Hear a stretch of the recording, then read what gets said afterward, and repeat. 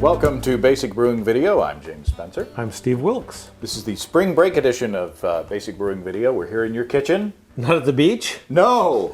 We're just imagining we're here at the beach. But we were going to brew today, but Mother Nature had other plans for us. Yeah. 15 inches of other plans. That's right. 15 inches of snow, to be more precise, dumped on us on the first couple of days of spring. So, WTF.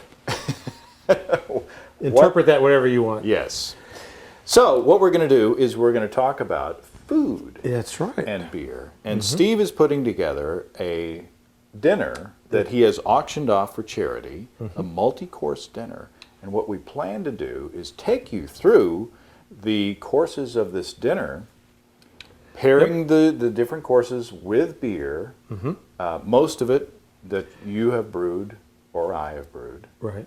But let's start with appetizers. Today we're going to do the appetizers. We're going to have 2 beers and 2 appetizers. So today we're going to do a organic corn pilsner, which familiar? we brewed. Yeah. And our friend Andy Feinstein grew the corn, had it milled. We're going to pair that up with a crab and ricotta stuffed sweet Italian pepper. So it's an Italian take on a chili relleno. So we've taken some just beautiful, long, sweet Italian red peppers, red chilies, and roasted them, peeled them to the best of our ability, and sliced them down the middle, stuffed them with a blue crab lump crab meat, and ricotta mixture that also has in some fresh, dried basil from my sister-in-law's garden, which is lovely. Really nice flavor. A little lemon juice, a little olive oil, all mixed together, stuffed into the chili, baked for 30 minutes. We're going to have that with this Pilsner. I can't wait to taste this Pilsner. Tell me about this Pilsner again, James. Well, cheers, first of all. Cheers. And I poured aggressively because I wanted to show off the head of this beer. Isn't that beautiful? Now, this is the beer that we have, we brewed on an earlier episode of Basic Brewing Video. It does have the homegrown organic corn meal in it that we did a cereal mash for. Yep. And then we did a brew in the bag out on the patio, and I lagered it in the low-tech lagering device. LTLS. That's right. For a week at 55 degrees Fahrenheit, and then 4 weeks at 40 degrees, or 3 weeks at 40 degrees Fahrenheit. And what do you think? I think it's great.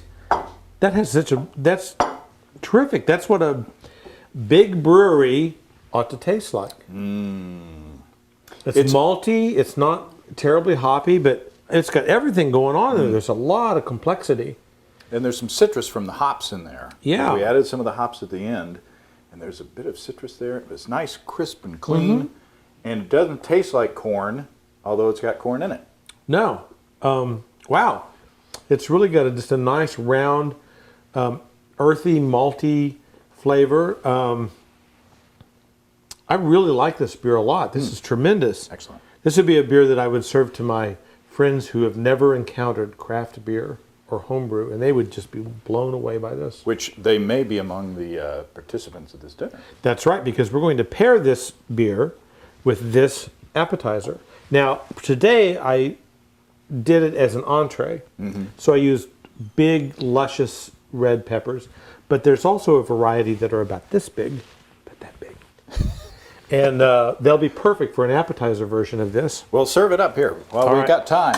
Oh, I'm running out of time. And while you do that, I do want to say that I did put yeast in at bottling time because I figured a lot of the yeast would have flocculated out and would have difficulty in bottle conditioning this beer. So what I did was I put some yeast in at bottling time. And I tasted it about a week later, and it was still kind of cloudy from the yeast being in there. And it tasted like butterscotch. So it tasted like diacetyl. I thought, oh my goodness, I've ruined this beer. But then I let it sit in the bottle for another, 3 weeks? And now it's just as clean as a whistle. So if you have a beer that has some off flavors, especially maybe some that are associated with yeast, give it some time. Let it condition at bottle conditioning temperature, and it may clean up as well. That's right. And then if it doesn't, oh well. But boy, this is a tremendous beer. Ooh, it's got a clean finish. Put that over there so I can have room. What were the hops? Do you remember? They were believe it's a noble hop. Maybe Czech Saaz. We'll have Yeah, to we'll have to look back. look at the previous episode. Definitely. Okay, so now tell me what you think about this.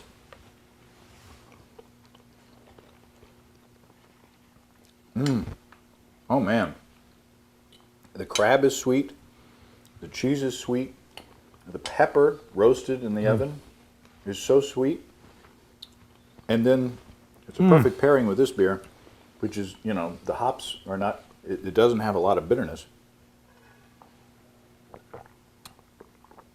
Oh boy, that's a really nice combination.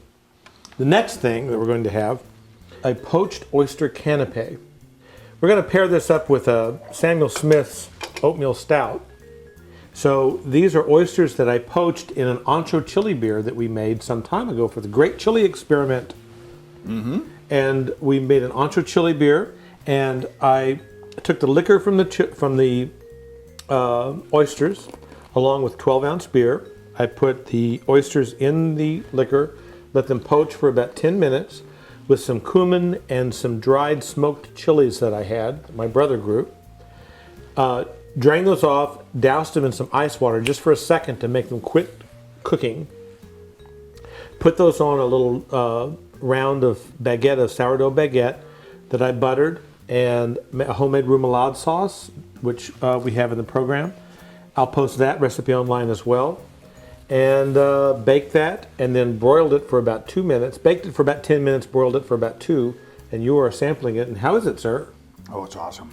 Good. It's awesome. It's the spiciness of the, you got in the remoulade sauce, we have pickles, we've got capers, we've got all kinds of tart things.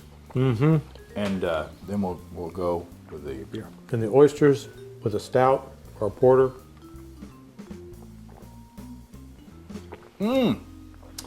Not surprisingly. That's good. That is good. So very good. So we will look forward to ensuing episodes where we will move through the menu, and maybe you can get some ideas on how you can pair beer and food yourself. So, Till happy next time. brewing, Happy brewing. happy cooking. Yes. Cheers. Cheers. Come and visit us on the web. At basicbrewing.com, you can find archive lists of both our audio and video podcasts on home brewing. You can also find our DVDs, Introduction to Extract Home Brewing, Stepping into All Grain, Low-Tech Lagering and Decoction Mashing, and our latest edition, Introduction to Wine Kits. And for a limited time, check out our 2010 Brewer's Logbook. Drop us a line. We'd love to hear from you. Write to james@basicbrewing.com, steve@basicbrewing.com, or just use the contact form on basicbrewing.com. Don't hit James's car!